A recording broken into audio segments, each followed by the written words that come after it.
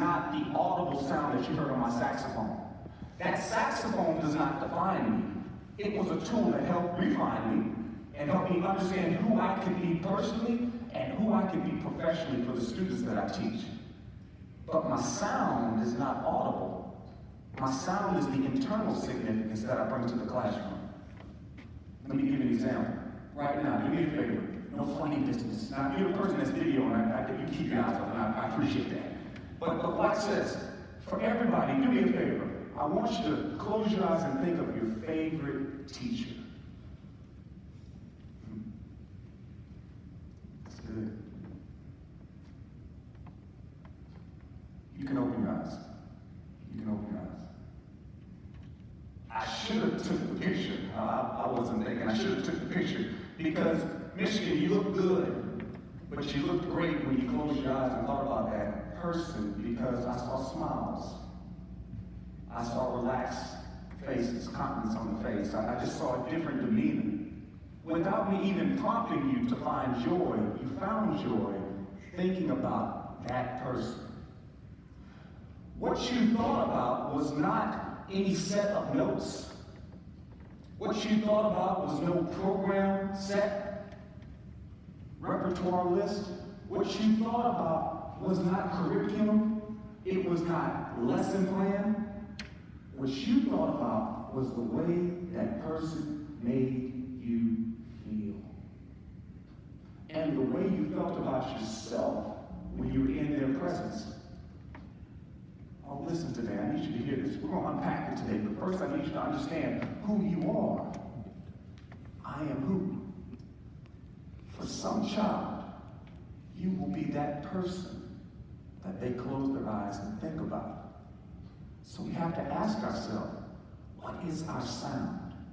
What is that unique personal significance that resonated with you when you closed your eyes just now? Because you thought about something. And it reverberated through your soul to the point where it almost created time travel. You went back to a moment. In the same way music takes you to a place, in a space, the sound of that person brought you to that same feeling, that same place. So it's very important that each and every day we go out not only as sound adults, but adults that understand and maintain and develop a sound that can bring change to the world, change to the lives of those young people. Man, Nikki, why are you being so deep today? Because music is deep. It's a deep river. It's powerful. It's a current that can take children from a place they never imagined. Little boy in a forgotten community. Community so forgotten they bulldoze the entire town and build a chemical plant on top of it. See, I didn't need the bulldozers to show up for me to know as a kid that my community did not have value in the eyes of others. But thank goodness for music. It took a little boy who used to play a saxophone out in the woods next to the gully all the way to the Grammys. What will music do for you? What will music do for them? Only time will tell. But like any great journey, and I took a great one this week. Matter of fact, the last 24 hours I went from the sand to the snow. I like the snow, this is nice. I don't get to see it that often, but I was on the West Coast doing something with NAFB and we flew a whole day to get here. But the amazing thing is there's not a situation, whether it's Uber or whether it's your pilot or your plane, there's no person that is going to embark on a journey without first knowing the destination and the point of origin. You gotta know point A to get to point C and vice versa. So my question is, what's your sound quality? In order to know that, I'm going to ask you to do something real quick. I got a lot of content I need to unpack, and I don't have a lot of time to do it. This is usually a PD session that I do for school districts, but charity starts at home and then goes abroad. So we here as music educators, right? And this usually takes about 3 or 4 days to do, but I'm going to do it in the span of about 30 minutes. So I'm going to ask you to do something for me. I'm going to ask you to go to Instagram, Nikki Smith Jr. And if you go there, just click on it real quick, you will see that the latest post says sound check. Now, we don't have time to really unpack this, but I'm going to ask you to do your own personal assessment. The same way you prepare for MPAs. Don't you get a baseline for where you're at? You figure out what kids you have and what they're doing before you start selecting literature? You would not dare start picking music out without first assessing what is the skill level, skill that I'm working with. Well, my question is this: if it's good enough for your students, it has to be good enough for you. What is your current sound quality? I believe that there's levels to this, and I've numbered them levels 1 through 6. Now, I won't go into detail with it. You kind of look on it on your own, but the goal is to get to that superior sound. We all want to get a 1. And in this case, having a superior sound does not mean that you're better than anyone. It doesn't mean that you're special. It doesn't mean that you're better than anybody else, but it means that you're significant, that you're positioned in such a way that now you can add value in the same way that that individual you closed your eyes and thought about added value to your life. Wouldn't you want to be that type of person to somebody? The good news is you can, but most people don't do it because we just lack the perspective. Any great team needs a great coach. Isn't it amazing how the right person can turn an entire situation around? It's got to be the right person, because we all have blind spots and we all have a level of unawareness, even if we have an incredible skill set. So my question to you today is, who's your coach? Within your district, there needs to be somebody that you can lean on, somebody that you can serve as a mirror for, and somebody that can serve as a mirror for you, that can show you some things. Until you can get that person, let that document that I have on Instagram be your mirror. And ask yourself the tough question: what's my sound? Why is that important? Because as we unpack it today, it's going to be super important that you're aware of what it's like to be on the other side of your sound. Don't our students amaze us at their ignorance of what they actually sound like? Don't you wish some days that you could have the entire ensemble performing at the same time, have the entire ensemble on the podium with you so they can see? The recordings sometimes don't do it justice. It's like, man, I wish they could just see and hear what I'm experiencing. A picture's worth 1,000 words and a performance is worth 1,000,000, right? Well, until you get that opportunity, take a second, as the great philosopher Ice Cube said, check yourself before you wreck yourself. What is your level? And I'm not going to ask for a show of hands, but it's worth mentioning that levels 1 through 3, it's a slow fade.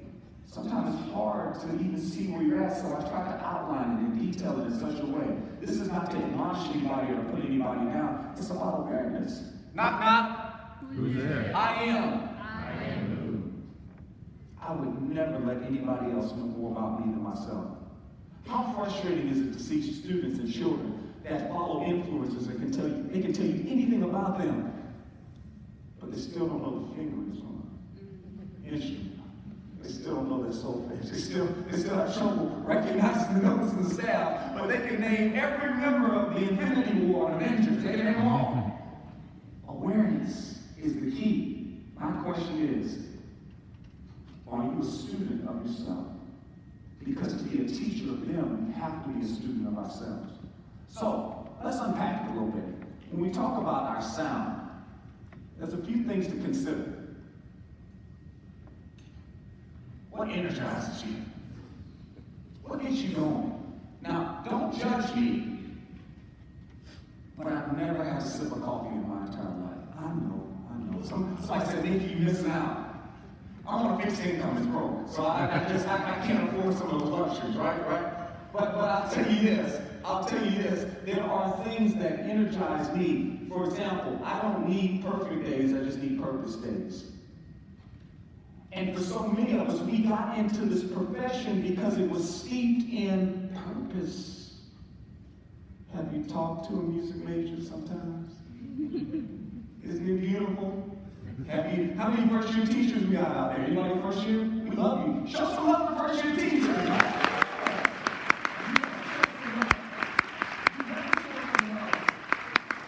I love it because the first year teacher, there's this openness, there's this idealism, it's just so beautiful. You know, I had no idea that the first day in beginning band, when we actually took out the horns, that I would hear all the notes and all the rhythms at the same time. What you do with that? Nobody told me what to do with that. I probably needed some coffee that day. But here's some things that kind of help me. My question to you is, what are those things that drive you? What are those things that keep you going? It's so important to be aware of yourself. Why? Because knowing your sound is just part of the triad. See, you heard me today. I had a buddy of mine trying to talk me out of teaching. Now, before you get upset at this guy, he's the same guy that nominated me for the Grammy. He tried to talk me out of teaching because he heard me play the sax. He said, man, you can be out in these roads making some money. He's a Grammy artist, very accomplished. And he kept on, and finally, I'm a pretty soft-spoken dude. But after he kept trying to press me to get out of the classroom, I said, hey, man, if you ever saw me teach, you wouldn't worry about my saxophone. He was like, oh. I'm like, well, I didn't mean it like that, but you just kept on. I had to say something. He's like, okay. A year later, I forgot we had that conversation. My man came to the classroom. Totally forgot we had that conversation. He watched me teach. He walked up to me. Again, no context, because I forgot. It's been a year. He walks up to me. He says, after the kids, we did our last note, the kids were like, yeah, Mentos, the freshman year. They were all excited. They ran out. Everybody was happy. And at the end, he walks up to me. He goes, bro. I didn't know what that meant. I didn't know if it was like an episode of Seinfeld where they did like, y'all know about that. Anyway, I was like, bro. He was like, yeah, man. He's like, you told me a year ago to come watch you teach. He said, I'll never bother you again about leaving the classroom. I was like, wow.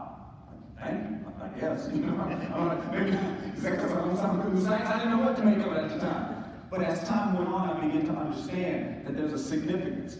I understand now that what he saw was my sound. I didn't know how to articulate it at that point. But your sound is just the start. Any performance that begins with tone development. But then we have to have an idea of how to set our stage.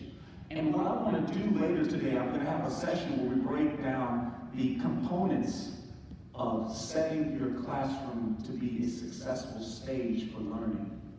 Once you set your stage and see your sound, then you have to seize your spectators. Because at the end of the day, what we do is engagement, it's entertainment. I'm not saying that we have to diminish the quality of what we do, but what you do is not just teach, you reach. What you do is not just instruct, you inspire. It is high performance instruction. It is a performance of sorts. Because let's just be honest, you don't feel it every day. So what is that? It's called a performance. You understand there's a mission, there's a purpose. And knowing those three things and how to operate in them helps you create a sound 180 days. Now watch this. When you hear me talk about Sound 180, it's also a Facebook group that I have. Click on it, Sound 180 Educators. Oftentimes I go live in my classroom, not from the point of flexing or showing out, but because I understand that there are so many people who they live in the bubble. They don't get to leave their campuses. They don't have those types of relationships where they can team teach or co-teach. And sometimes it just helps us to see some truth. And my classroom is not perfect. Matter of fact, I get excited when things go wrong because it gives us an opportunity to be authentic and transparent and to work out of the problems. I tell my wife all the time, man, if the plane was in the air, I could fly it.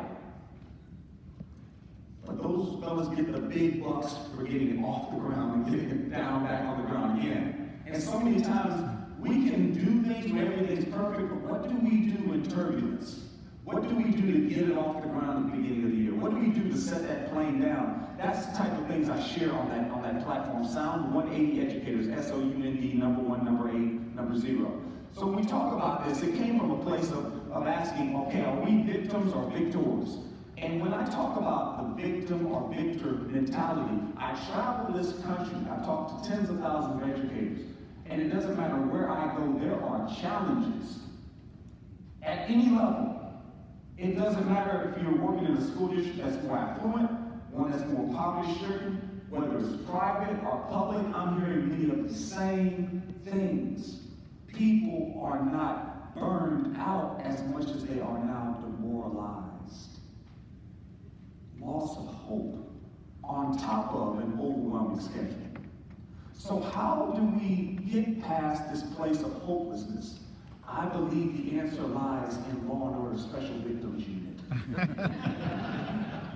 How do I know that? Because my wife, who I know loves me, scared me when we first got married.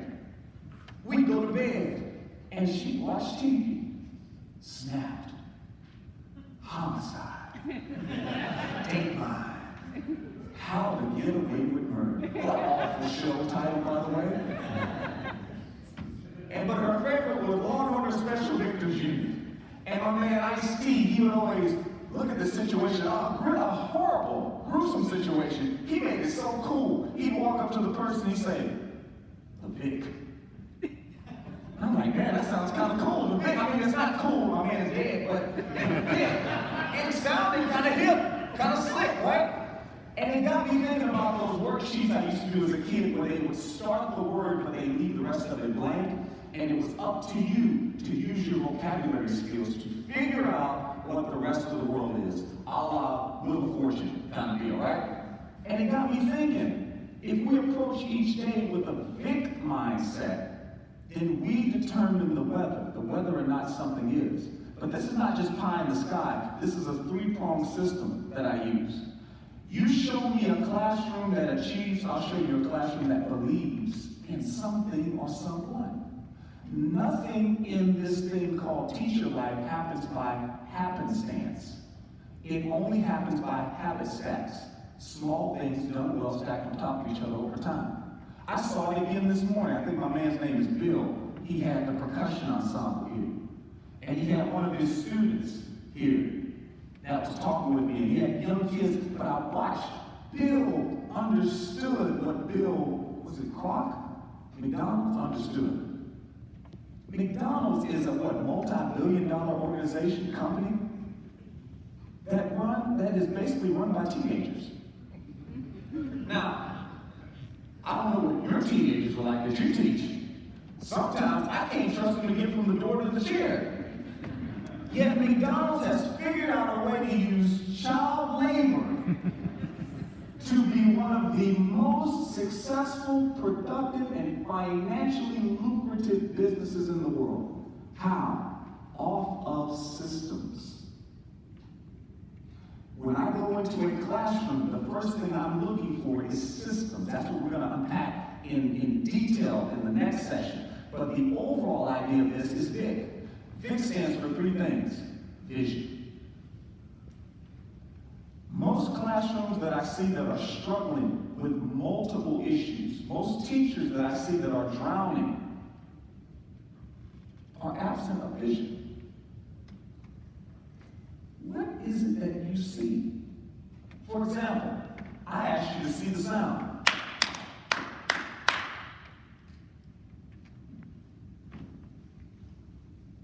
Or even in a music room, for 80% of us, that meant absolutely nothing. But when I say, happy birthday to you, now, all of a sudden, you can't unhear it. Matter of fact, let's clap it together. Ready to go. No rehearsal. I didn't give you a tempo mark. I didn't say how many beats per minute. I didn't say anything. How is it that we all did it together? Well, because we're musicians. I done been to some conferences where it was not agreement of rhythm, tempo, and anything else. But because I shared the vision of it, we were all able to be in one accord. You can't strike a chord if we're not in a chord. And so many times, the kids disappoint us. And sometimes we probably disappoint them. Because it's two people trying to talk, but the only thing we got is words. See, I'm from Mossville, Louisiana. I told you it don't exist anymore. One stop sign town. I now live in West Palm Beach, next to Palm Beach, one of the wealthiest zip codes in the country. When people from Mossville said excellence, it didn't mean the same thing as people on Palm Beach Island when they say excellence. Us being in agreement cannot just be about the words that we speak, but it's also predicated on the experiences we have and we share. Those experiences that we can't articulate, but we have to navigate together. Are you sharing a vision so powerfully that we can all walk together in one accord? Yeah, I'm not here to teach or to preach to you today. I just want you to look again and ask yourself, what is it that I'm showing them? Could it be that there's more for them to see that I haven't shown them? It comes down to vision. Why is vision so important? Just like that clapping, vision leads to intentionality, and that's the I. I have so many people that want to do things, but there's no intentionality about it. Listen, you can con, you can fool, but you can't kid a kid. A kid can tell if you got it together. There's been times in my career where I didn't have it, and I think the kids knew it more than me.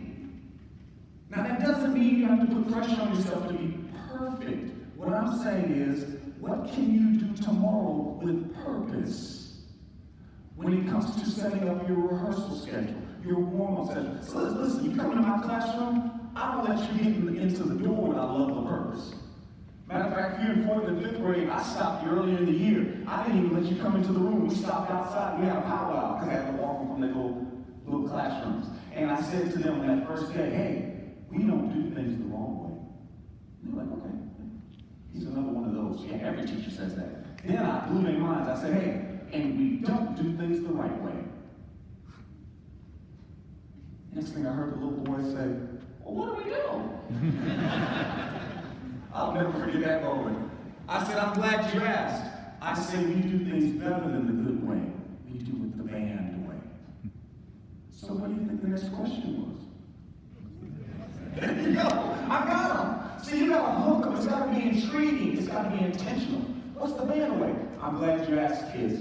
Today, I'm going to share with you 3 things that will set us on the journey of the band way. Are you ready to learn those 3 things? Yeah. It was classroom management stuff. The kids were so excited. Who gets excited about classroom management? Well, when you package it and make it appealing, you have to make it attractive to them. But that doesn't come by happenstance. Intentionality. See, when you come into my classroom, Bandway says first thing you do is put personal belongings on the shelf. Then you go to your cubby. You have so many seconds to do so. I'm not militant about it. I'm just reminding them. I'll say, oh, we're doing good. That's fantastic. I got somebody that's doing it in 10 seconds. Am I timing it? Absolutely not. Wow. Way to go, flutes. You trumpets, y'all are the fastest ones. Now all they have to do is put mouthpieces in it. But hey, you're right, Mrs. Smith. We're great. Come on, clarinet, you almost got so many pieces. But you know what, clarinet? I'll tell you this. Ooh, if we can get the first 3 pieces, see, you got to give them small areas where they can win. My job is to make every day a Wednesday. W-I-N-S. When a kid leaves, they need to feel like they won. That's why I break it down like Sesame Street. That's why I said 3 things today. Because Sesame Street always did it in 3s. A color, a number, and a letter. Sometimes, we got a drip on. Sometimes we waterboard them. It's too much. We forget that the simple thing for us is monumental to them, even older ones. Don't look at me like that, high school. I got a 21-year-old, and sometimes she be looking adultish, and then I love her. She opened up her mouth. And I remind my wife, this is why they don't drop car insurance rates till 25. We've got 4 more years before we can expect anything more. Sometimes they will fool you. They will look adultish. But watch this. At the end of the day, aren't they children? That means they're childish. But the question is, I love y'all, Michigan. Hear me. They're childish. But are the adults being adultish? A child's job is to be happenstance. They're not supposed to care. They're not supposed to think about anything.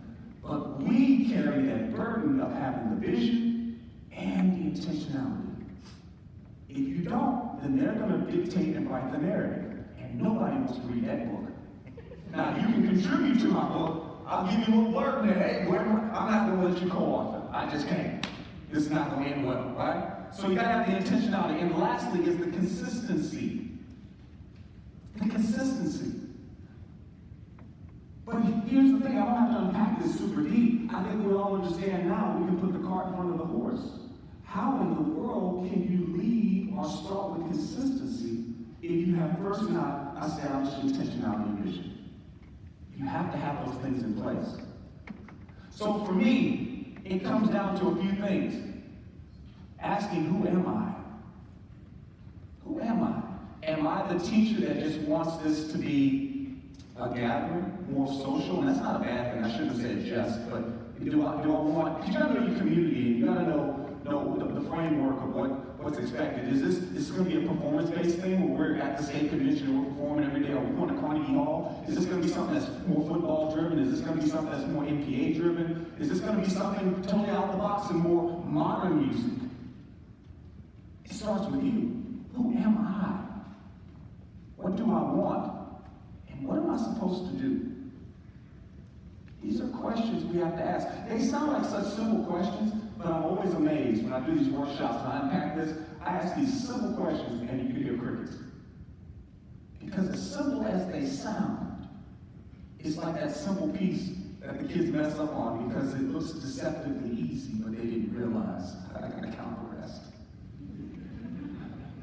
Sometimes it's the simple, sometimes it's the silence that throws us off. So we ask ourselves these questions to put us in a position of then asking, am I a sound adult? This is what I start each day out with. Why do I start it that way?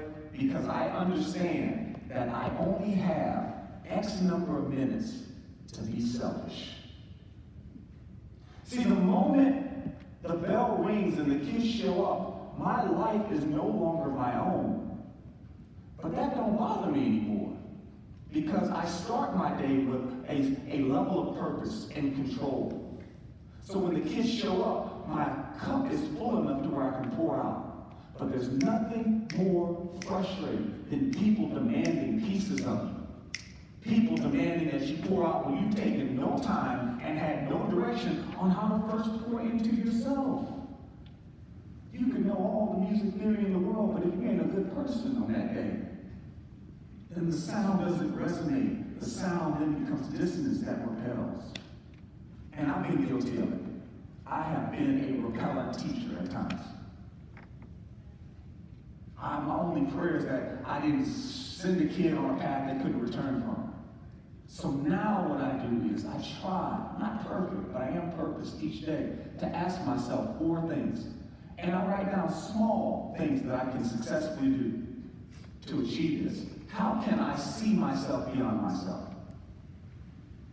How can I be available? Sometimes it's in the classroom, sometimes it's at Starbucks. Sometimes, you know what, I'm going to pay for the person in the drive-thru after me. It's being available. Hey, when you do stuff like that, don't it make you feel good? I mean, and you got to bring that love and feeling, whoa, into that music room. And it starts with you. Operating optimism and excellence. That doesn't mean you put on a red jacket and a hat and jump around with a saxophone, okay? It means be authentic. That's why I asked you earlier who you are. Because when you become more aware of who you actually are, then it puts you in a position where you're not in competition trying to be somebody else. You begin to find and see value in and of yourself. The very thing we try to teach the kids. But then sometimes we don't take our own medicine. Who are you? What a shame it would be for your students to have a better picture of who you are than you have for yourself. Again, I'm not here to hurt anybody today. I just want to make you aware of how amazing you are. If you don't believe me, ask your kids. And sometimes the ones you think don't care would give you the most amazing perspective on who you are. How do I know? Because that was the greatest reward I got from the Grammy, was hearing the words of those children. Present, past, and now future. Operating optimism and excellence. Ask yourself, what is that one small thing I can do? Maybe I can say hello to somebody. Maybe I can say good morning. Maybe I can smile more. Utilize all available resources. Be active in what you do. Be intentional, be purposeful. Use what you have. Moved from Louisiana to Florida, and probably was the most upset I ever been in my life. Because when we moved, I found 9 jars of peanut butter. You ever moved, packed up, you found stuff, you're like, I didn't know we had this. 9 jars of big Jif peanut butter. I get that it's just peanut butter, but do you realize how many other things we found that we didn't know we had? What's in your room that you don't realize? Why God send you a room that you haven't used. Utilize the available resources. Take an account this week and ask yourself, what do I have that I haven't really been using? And let me get back to that again. Lastly, nourish relationships. Be together. Life's better with band together. Yes, require emotion and general music as well. Life is better when we band together in unity. You know, let's just say there are 1,000 problems in this state. If every one person has a solution in this conference, and what I just said is not far-fetched, but if the solutions remain silent, it's like the tree that falls in the woods and you didn't hear. So my question today is, what connections can you make that will make tomorrow great? They reside in this room. I hope that you'll stay connected with me. That's why I invite you, if you hadn't already, follow me as we share concepts and teachings and different things throughout the year. And then also, too, never hesitate to reach out. I'm always available. A lot of times what I'm able to do is connect with others in our very profession that have those powerful answers. But it starts with us doing these 4 things. I believe that we all have a sound. I believe our sound is our significance. And I believe now more than ever, it's our duty to be that sound, to change the world. My question to you is, what's your sound quality? And what will be your sound quality from this moment?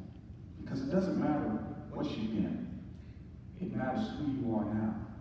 How do I know that? Because music is the most powerful here and now present thing that you can do. It demands us be in the powerful here and now. I believe that's why it resonates with us so powerfully. And I challenge you to take a note or two, so to speak, from music and to begin to operate your life in the powerful here and now. Starting your day with a sound check. And if you want one of these, again, I'll post it on our social media. Follow me. Matter of fact, if you just go to Instagram and click on the bio, you can join the mailing list. And I'm going to send out not only this, but a free ebook as well to give you some other concepts that you can use on a Monday, Tuesday, Wednesday, WINS, so that your classroom will be sound, your teaching will be epic, and ultimately, someone will close their eyes, think of you, and your legacy will then be significant. Once again, my name is Mickey Smith Jr. I hope that this has been a benefit to you. If you haven't already, make sure you follow me, and let's keep on going together. Thank you so much. Thank you.